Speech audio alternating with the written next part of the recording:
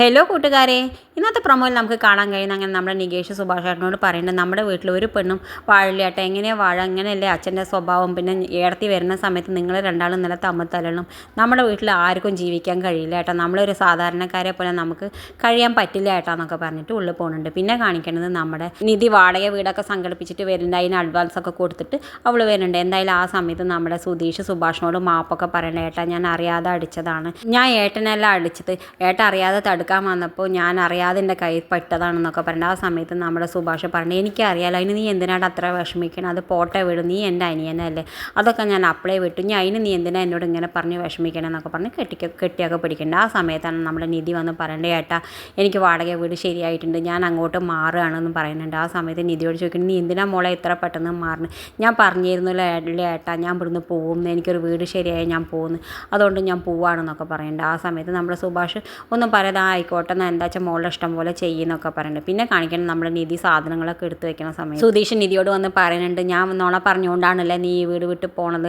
എന്നോട് ക്ഷമിക്കുന്നൊക്കെ പറയുന്നത്, അതിന് നിങ്ങൾ നുണ പറഞ്ഞാൽ എനിക്ക് എന്താണെന്നൊക്കെ പറയുന്നുണ്ട്. ആ സമയത്ത് നമ്മുടെ സുധീഷ് പറഞ്ഞു, ഞാൻ നുണ പറഞ്ഞത് നിനക്ക് വിഷമമായിട്ടുണ്ടെന്ന് എനിക്കറിയാം, ഞാൻ ഇനി അങ്ങനെ നുണ പറയില്ല എന്നൊക്കെ പറയുന്നുണ്ട്. നിങ്ങൾ നുണ പറഞ്ഞത് വിഷമിക്കാൻ, നിങ്ങൾ അതിന് എൻ്റെ ആരാന്നൊക്കെ പറയുന്നുണ്ട്. ഇത് കാണിച്ചും കൊണ്ടാണ് ഇന്നത്തെ പ്രൊമോ അവസാനിക്കേണ്ടത്. ഇതുപോലെ പ്രൊമോ വിശേഷങ്ങൾ നിങ്ങളുടെ മുന്നിൽ എളുപ്പത്തിൽ എത്താൻ ഈ ചാനലൊന്ന് സബ്സ്ക്രൈബ് ചെയ്യാൻ മറക്കരുതേ.